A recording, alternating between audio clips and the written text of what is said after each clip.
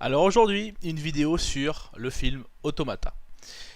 Alors Automata, j'aime autant vous dire que ce film-là, je vais pas le rater parce que il faut savoir une chose, c'est que bon, d'une part, j'ai détesté ce putain de film. Je pense que je suis pas le seul parce que il a pas été épargné du tout par la critique. À juste raison parce que il y a une chose qu'il faut pas faire, c'est chier sur un truc que j'ai lu et qui m'a plu. Ça, c'est un truc, j'ai horreur de ça, quoi. Franchement, toutes les œuvres qui ont cinématographiques qui ont adapté à un truc que j'ai aimé et qui m'a bousculé un petit peu, qu'on en fasse un film pourri, là franchement j'ai du mal à le pardonner, quoi. Parce que avec les moyens qu'on déploie aujourd'hui dans le cinéma, faire une bouse pareille, c'est quand même incompréhensible, quoi. Et parce qu'on ne chie pas là-dessus, les mecs. Putain, on ne chie pas sur Isaac Asimov comme ça, quoi. Tu t'as pas le droit. T'as pas le droit. Je les ai pas tous, hein. Il y en a qui sont dans mon sac et tout, que je suis en train de lire. Bref, je suis un grand fan d'Isaac Asimov. J'adore les auteurs de science-fiction un petit peu old school. Excusez-moi. Et on ne peut pas passer à travers quelque chose qui est important, qui est la façon que l'auteur a d'écrire et de retransmettre les choses. Isaac Asimov, c'est quelqu'un qui, parce que je suis désolé, c'est inspiré principalement d'Isaac Asimov. Hein, ceux qui vont essayer de me sortir que non, le mec il a essayé de faire sa propre lecture, etc. Non, il a repris Isaac Asimov de A à Z. Et quand tu reprends Isaac Asimov, tu dois aussi reprendre la façon qu'il a de créer son ambiance. Pardon. L'ascendant. Et Isaac Asimov, comment il crée son ambiance? Il l'a créé par beaucoup de petites choses très concrètes, en décrivant notamment la vie de tous les jours, en étant très crédible sur. Enfin, très crédible. Le mec a vécu il y a quelques années quand même, hein, mais il avait un souci de réalisme dans tout ce qu'il décrivait au niveau de la technologie. Aujourd'hui, c'est un petit peu antidaté, mais la façon qu'il a d'écrire doit être prise en compte. Automata ne le fait pas du tout, et au-delà du fait que c'est un mauvais film, voilà, il a pas grand chose pour lui. Alors Automata, je vais faire un petit peu mon Durandal, machin, mon cul sur la commode. C'est un film de science-fiction espagnol qui a été coécrit pardon, et réalisé par Gabe Ibanez, sorti en 2014. Je vous lis la fiche Wikipédia, hein, j'en ai absolument rien à cirer. Au niveau du pitch de départ, donc on est en 2021, il y a une éruption solaire qui met à bas les télécommunications humaines et conduit à des explosions de centrales nucléaires partout dans le monde, irradiant durablement la Terre, pardon. Je suis en train de faire mon GT Gabi, le mec il sait pas lire. Irradiant durablement la Terre et la transformant en un immense désert aride. En réaction, la société de robotique Rock construit le Pilgrim 7000, un robot humanoïde destiné en premier lieu à construire un mur en vue de protéger une cité constituant le dernier refuge d'une humanité réduite à 21 millions de personnes. Allez putain. Le fonctionnement de ce robot est basé sur l'intelligence d'ordinateur quantique logée dans sa tête. Le biokernel fondé sur deux protocoles clés inaltérables. Premier, nul robot ne peut nuire à quelque forme de vie que ce soit. Deuxième, nul robot ne peut se modifier lui-même ou modifier un autre robot. L'action du film se déroule en 2044. Les 2 millions de Pilgrim 7000 existants sont désarmés au service d'une humanité confinée dans une ville anxiogène où la météorologie est contrôlée par un nuage mécanique n'empêchant pas des pluies acides. La cité est entourée d'un ghetto dont les habitants sont considérés comme à peine humains et sous le contrôle d'une rock devenue toute puissante. ROC, c'est le nom de la société. Alors déjà, au niveau des principes inaltérables qui régissent l'existence des robots, alors déjà il en manque une. Là ils ont fonctionné sur deux. Les lois de la robotique, ils en ont pris que deux. Alors Quasimoff en avait théorisé trois. La première, c'était qu'un robot ne peut porter atteinte à un être humain, ni en restant passif, ni permettre qu'un être humain soit exposé au danger. La deuxième, c'est que le robot doit obéir aux ordres qui lui sont donnés par un être humain, sauf si de tels ordres entrent en conflit avec la première loi. Et la troisième, un robot doit protéger son existence tant que cette protection n'entre pas en conflit avec la première ou la deuxième loi. Alors déjà, ce que je comprends pas, pourquoi est-ce qu'ils ont retenu que ces deux lois? Ça fausse complètement le truc. Alors déjà, les lois de la robotique dans Isaac Asimov, c'est ce qui constitue, enfin, et leur supposée incohérence et contradiction, c'est ce qui fait tout l'intérêt du cycle des robots. Enfin, du moins la première partie du cycle des robots. Alors pourquoi est-ce qu'ils en ont pris que deux? Je ne comprends pas.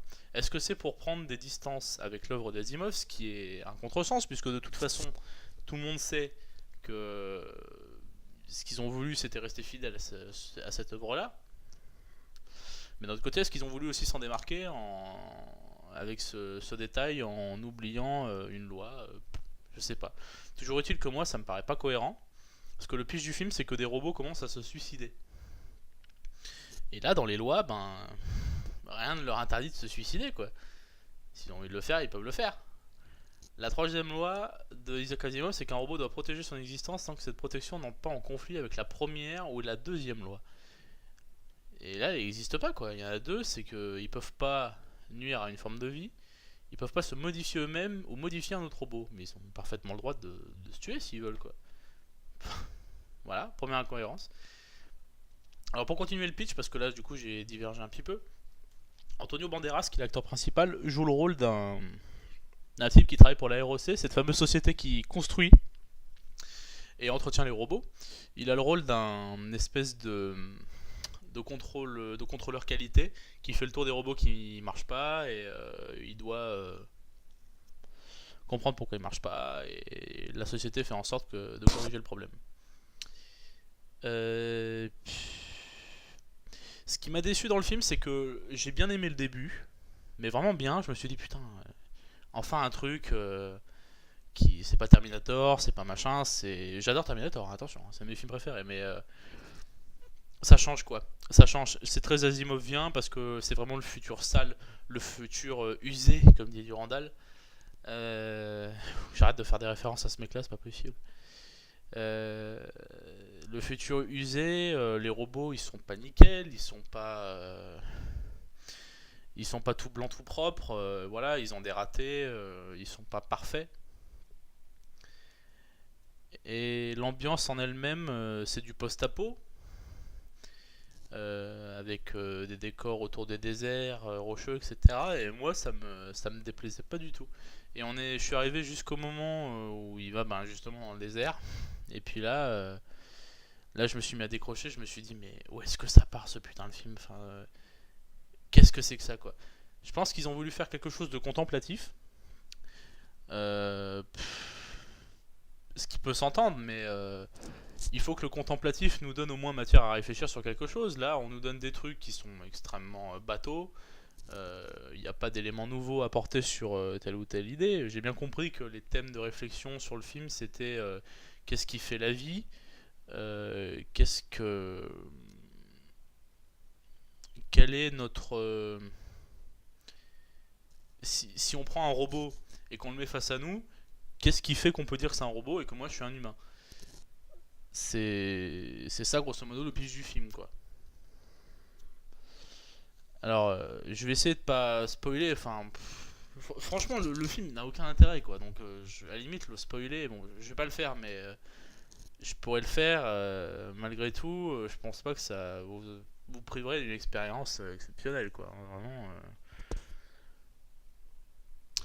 Donc bref, ces robots se suicident et lui il essaye de comprendre pourquoi et ça l'amène dans tout un tas d'aventures un peu bizarres. Alors le premier rôle, Antonio Banderas, sans qu'il soit mauvais, je trouve que le film lui permet pas d'exprimer grand chose. Les seconds rôles sont très plats. Je trouve pas qu'ils apportent beaucoup de choses à l'histoire non plus. Et puis alors un mot sur la fameuse Mélanie Griffiths. Alors, putain. Avec son visage massacré par la chirurgie esthétique, qui nous campe un rôle de scientifique où elle est pas du tout crédible. Ses expressions sont complètement figées. Ça transparaît tellement qu'on ne voit que ça, quoi. Quand tu, je suis pas non plus un grand cinéphile, mais je suis capable de faire la différence, de faire abstraction de ce genre de choses, la chirurgie esthétique pour me concentrer sur le rôle et sur le personnage. Mais là, d'une part, le rôle et le personnage sont zéro. Enfin, elle apparaît 5 minutes et au revoir. Et puis, je suis désolé, ça prend toute la place, quoi. Tu ne vois que ça. Tu vois que son visage est complètement massacré, qu'elle a été botoxée de partout, qu'elle s'est fait tirer la peau. Enfin, ça ressemble à rien du tout, quoi. C'est ce qui a été dit principalement dans les critiques, et c'est pas s'acharner sur Mélanie Griffiths, c'est juste que fallait pas la caster pour ce rôle-là, ça n'a aucun sens, et puis il fallait pas non plus écrire le personnage comme ça. C'est vraiment très mal foutu. Que dire. Le film essaye de combler les vides, et ça c'est mignon, et en même temps c'est ridicule, quoi. Ils mettent une scène d'action, enfin j'en ai compté une poursuite en bagnole, bon, je crois que c'est la seule scène d'action du film. Enfin, non, c'est pas vrai, il y a un gunfight à la fin quand même, il y a enfin, une fusillade. Mais ils mettent ça pour combler, parce que les mecs ont dû voir le produit fini et ils se disent putain, il faut qu'on foute une scène d'action ou deux, quoi. C'est pas possible, sinon les mecs vont s'endormir. Et le fait est que moi je suis sûr que des gens se sont endormis en voyant ce truc là. C'est chiant à en mourir, quoi. Ça ne va nulle part. Il y a tellement de trucs à faire sur la robotique. C'est con parce que c'est un biais incroyable pour nous amener à réfléchir sur des choses, quoi. Sur beaucoup de thèmes, je vais pas vous les détailler, mais il y a énormément de choses qui ont été traitées avec les robots. Et là, le film aurait pu faire quelque chose de super s'il avait été un petit peu moins soucieux d'aller dans ce registre du contemplatif et de vouloir à tout prix se démarquer dans ce sens-là. À la limite, j'aurais aimé un truc un peu plus conventionnel, plus proche des codes hollywoodiens, mais, euh, mais au moins ça aurait dynamisé le truc et ça nous aurait vendu le produit. Là, c'est pas. On peut même pas qualifier ça de film. Comment dire. On peut même pas dire que ce film soit audacieux en fait. Il part juste dans la mauvaise direction et ça c'est pas de l'audace, quoi. Enfin, je sais pas. Partir sur un truc adapté à Asimov complètement, je pense que ça aurait pas été idiot, quoi. Vous essayez d'adapter le cycle des robots et même limite en prenant quelques libertés avec le truc, j'ai aucun problème là-dessus, hein, les adaptations. Moi, si elles sont pas fidèles à 100% aux produits entre guillemets d'origine, ça me pose pas de problème, mais qu'on respecte Asimov, quoi. Les mecs piochez dedans, mais respectez-le en assumant au moins ce qu'il a fait et en y restant fidèle, parce que là c'est n'importe quoi. Antonio Banderas, franchement, ça aurait pas été lui, je pense que le film serait même pas resté en salle très longtemps, quoi. Enfin, y a rien à en sauver, quoi. Enfin, j'ai voulu faire cette vidéo parce que un truc qui concerne de près ou de loin les robots, ça m'intéresse beaucoup. Et je pense qu'il faut traiter du bon, mais aussi se souvenir de ce qui a été fait de mauvais. Et Automata est un mauvais film, vraiment. À tout point de vue, une réalisation catastrophique, parce qu'en fait, on nous fait partir sur quelque chose pour arriver à autre chose de complètement différent. Quand l'histoire se met en place, je disais que j'aimais bien le début du film, quand l'histoire se met en place dans la ville et qu'on comprend les tenants et les aboutissants, et que ce qui va être le fil de cette enquête, c'est pourquoi les robots se suicident, bah il n'y a pas de réponse à ça déjà, pour commencer.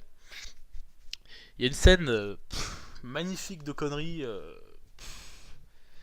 où on nous balance une pseudo-explication en 2 minutes par un vieux scientifique sans scrupules, voilà, patron de la rock là.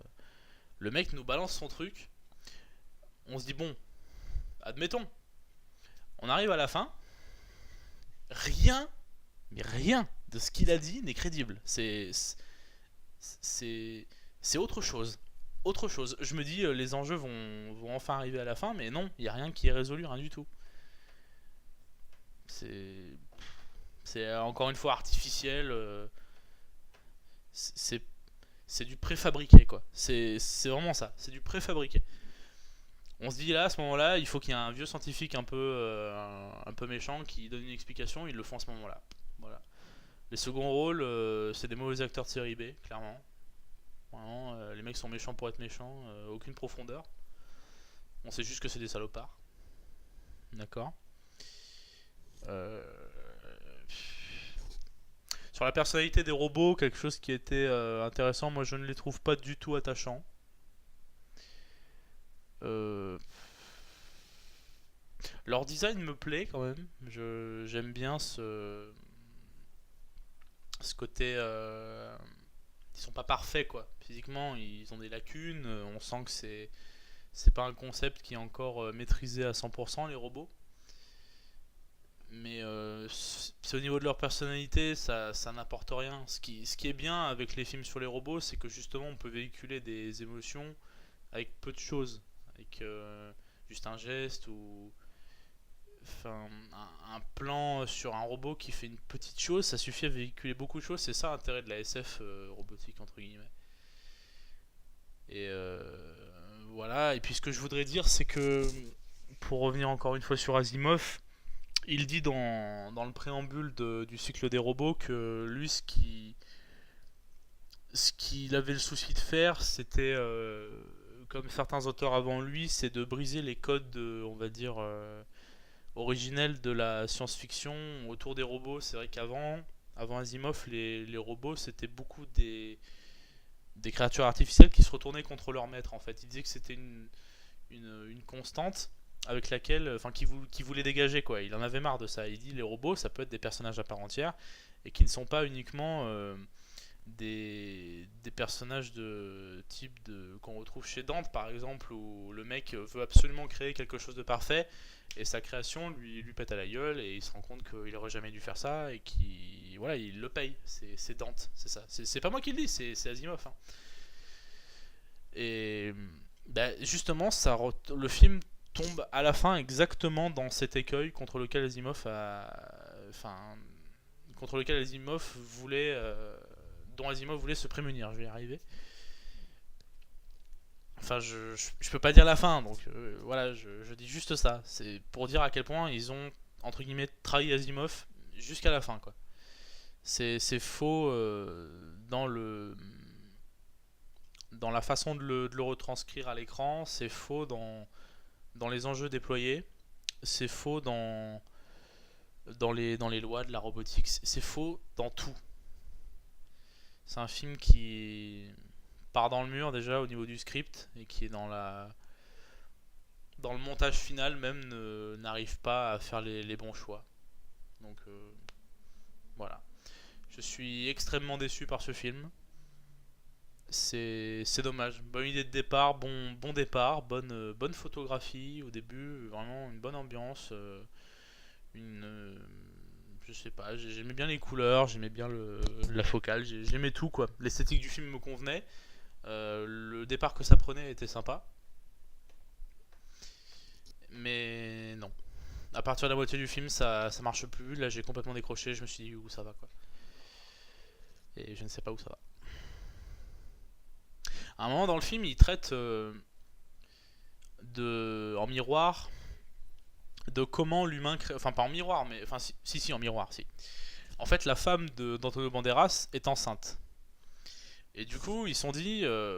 Enfin, ils se sont dit ça certainement avant de le faire, mais sa femme est enceinte. Et lui.